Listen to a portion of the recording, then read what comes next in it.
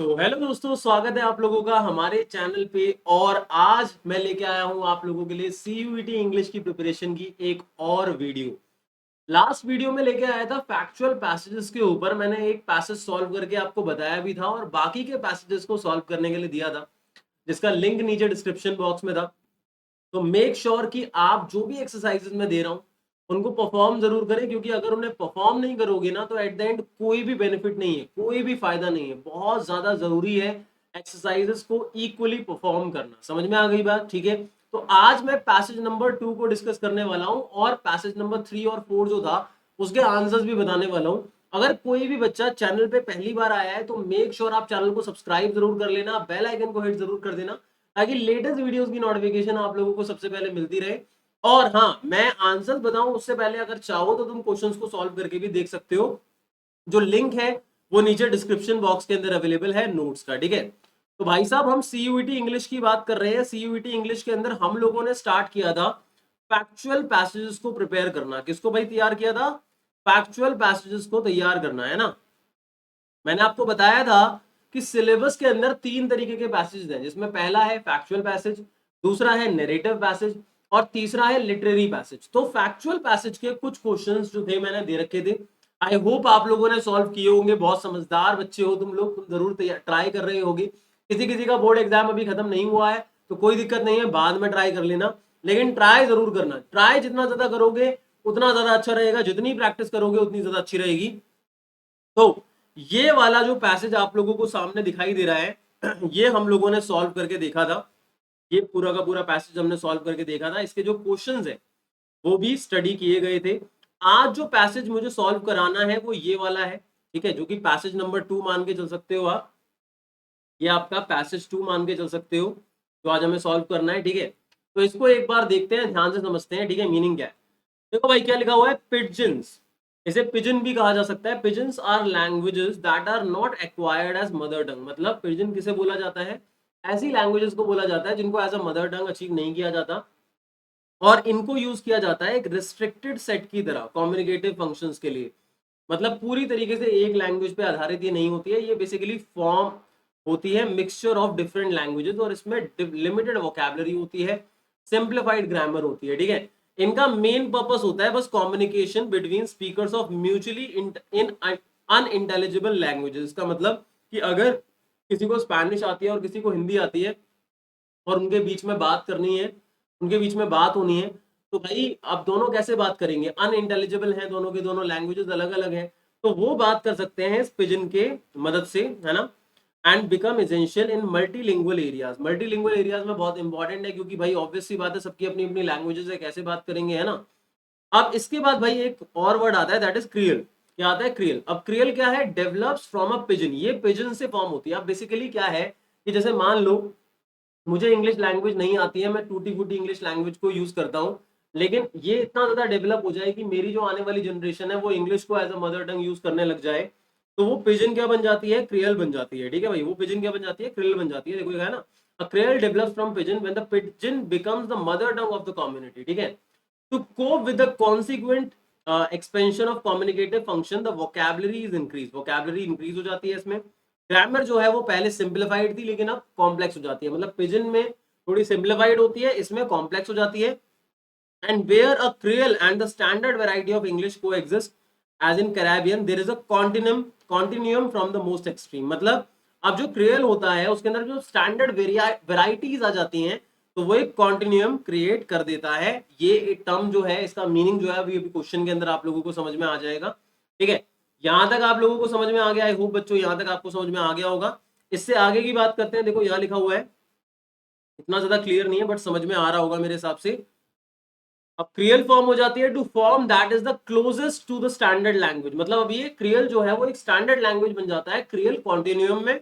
और लिंग्विस्ट जो होते हैं, एक से ज्यादा बात करने भाषा बोलने वाले, mark of the relative position on the creole continuum as the basilect. अब इसको क्या बोला जाता है? बेसिलेक्ट बोला जाता है जब वो आगे बढ़ जाती है, एक स्टैंडर्ड लैंग्वेज बन जाती है, जो कि एक फादेस्ट फॉर्म होती है स्टैंडर्ड लैंग्वेज की। इसके अलावा मैसोलेक्ट होता है, एक्रोलेक्ट होता है। ठीक है, ये सारे के सारे सिचुएशंस होते हैं। अब क्वेश्चंस पे आ जाते हैं बच्चों। ठीक है, क्वेश्चन पे आ जाते हैं। सबसे पहले क्वेश्चन नंबर 5 पे देखो क्या लिखा हुआ है। कि जो पिजन है वो क्या होता है, pigeon develops in a situation, मतलब पिजन जो है उसको डेवलप कब किया जाता है। मैं आप लोगों को डायरेक्टली आंसर बता देता हूँ, और आपने अभी जो पैसेज का एक्सप्लेनेशन सुना है ना, इसके बेसिस पे पूरी पूरी क्लैरिटी आपको मिल जाएगी यार इसका आंसर ये कैसे होगा। तो भाई 5th नंबर का जो आंसर है दैट इज ए। तो यही पढ़ा था हमने कि पिजन ऐसी सिचुएशन में डेवलप होती है जब डिफरेंट और म्यूचुअली अनइंटेलिजिबल लैंग्वेजेस जो है वो एग्जिस्ट करती हैं, और दो लोगों को आपस में एज अ कॉमन लैंग्वेज बात करनी होती है, तो पिजन जो है वो डेवलप हो जाती है। ठीक है, अब क्वेश्चन नंबर 6 देखो बच्चों, क्वेश्चन नंबर 6 बोला गया है according to the given passage a pidgin becomes a creole, मतलब पिजन जो है वो क्रियल कब बनती है। अभी मैंने बताया था आप लोगों को कि जब वो मदर टंग के रूप में बेसिक फॉर्म में कम्युनिटी जो है उसे एडॉप्ट कर लेती है, तब ऐसा होता है। ठीक है, तो क्वेश्चन नंबर 6 का है B, it becomes the mother tongue for a new generation of speakers. ठीक है भाई, ये वाला समझ में आ गया, अभी हमने पढ़ा था। अब आता है क्वेश्चन नंबर 7 बच्चों, क्वेश्चन नंबर 7 है according to the passage a creole continuum is what. ठीक है, क्रियल कॉन्टिन्यूम क्या होता है। तो क्वेश्चन नंबर 7 का आंसर है बच्चों see, that is a scale in which the proximity of the creole to the standard language is measured, मतलब क्रियल और जो स्टैंडर्ड लैंग्वेज है उसके बीच में कितना ज्यादा यहाँ पे क्लोजनेस है। ठीक है, ये चीज देखी जाती है, उस स्केल को कहा जाता है क्रियल कॉन्टिन्यूम। ठीक है, जब उसका एक्सपेंशन और ज्यादा हो जाता है, वोकैबुलरी बढ़ जाती है, लैंग्वेज जो है वो कॉम्प्लेक्स हो जाती है, ग्रामर जो है वो कॉम्प्लेक्स हो जाती है। ठीक है, अब आ जाता है बच्चों इसके बाद क्वेश्चन नंबर 8। क्वेश्चन नंबर 8 क्या बोलता है भाई, क्वेश्चन नंबर 8 बोलता है अकॉर्डिंग टू द पैसेज बेसिलेक्ट किसे कहा जाता है।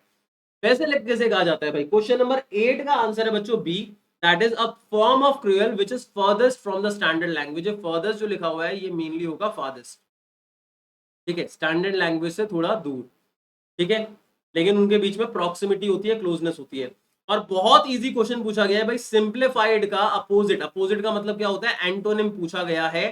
तो भाई सिंप्लीफाइड का होता है कॉम्प्लेक्स, कॉम्प्लेक्स मतलब डिफिकल्ट। ठीक है, तो ये क्वेश्चंस मैंने आप लोगों को समझा दिए। इसके अलावा मैं आंसर बता देता हूं, मुझे पता है आप लोगों ने क्वेश्चंस करके देखे होंगे यार, अगर तुमने क्वेश्चन करके नहीं देखे बाकी पैसेज के, तो आई एम रियली सॉरी बच्चों, जब तक तुम क्वेश्चन सॉल्व करोगे नहीं करोगे तब तक कुछ नहीं होने वाला है।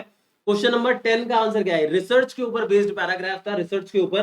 क्वेश्चन नंबर 10 का आंसर है बच्चों बी, मार्क कर लो, और कमेंट सेक्शन के अंदर जरूर बताना तुम्हारे कितने आंसर ठीक हुए। ठीक है, इसके बाद आता है क्वेश्चन नंबर 11 बच्चों, क्वेश्चन नंबर 11 का आंसर डी है। जहां कंफ्यूजन होगी मुझे बता देना, अगले वाले वीडियो में मैं डिस्कस कर लूंगा अगर तुम्हारे आंसर में दिक्कत हुई है।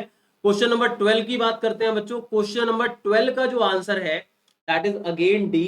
क्वेश्चन नंबर 13 के आंसर की बात करते हैं, तो क्वेश्चन नंबर 13 का जो बच्चों आंसर है that is B. Question number 13 का जो आंसर है बी। और मुझे बताना आप लोगों के एग्जैक्टली कितने मार्क्स आए हैं जो आप लोगों ने ये क्वेश्चन सॉल्व किए हैं, इसमें आपके कितने मार्क्स आए हैं ये मुझे जरूर बताना। ठीक है, इसके बाद आता है बच्चों क्वेश्चन नंबर 14। तो क्वेश्चन नंबर 14 में आंसर होगा सी, क्वेश्चन नंबर 14 में आंसर होगा सी। इसके बाद आता है बच्चों 15 क्वेश्चन, ये अगेन अलग पैराग्राफ है, और अगले दो पैराग्राफ बहुत इजी हैं। अगर तुमने सेकंड वाला पैसेज कर लिया होगा तो वो भी आराम से तुम कर लोगे। 15 का आंसर है बच्चों ए, 15 का आंसर है ए। 16 का आंसर है बच्चों बी, 16 का आंसर है बी। 17 का आंसर है बच्चों ए, 17 का आंसर है ए।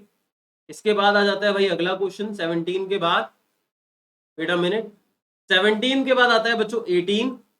18 का क्या है, 18 का आंसर है बच्चों बी। ठीक है, 19 क्वेश्चन का आंसर है सी।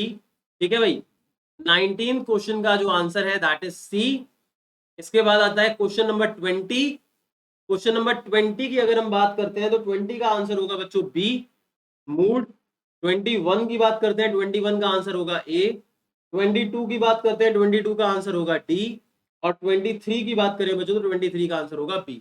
तो जल्दी से मुझे एक बार बता दो बच्चों, आप लोगों के कितने मार्क्स आए हैं, ये बहुत ज्यादा जरूरी है, क्योंकि अगर आप लोगों के मार्क्स आ रहे हैं, देखो आप लोगों का कॉन्फिडेंस तो बच्चों रेस होगा ही होगा, साथ के साथ मुझे ये बात पता चलेगी यार तुम में से कितने लोग जो है वो क्लासेस के अंदर इन्वॉल्व है, कितने लोग जो है वीडियोस देख रहे हैं, अपनी प्रिपरेशन बहुत अच्छे तरीके से कर रहे हैं।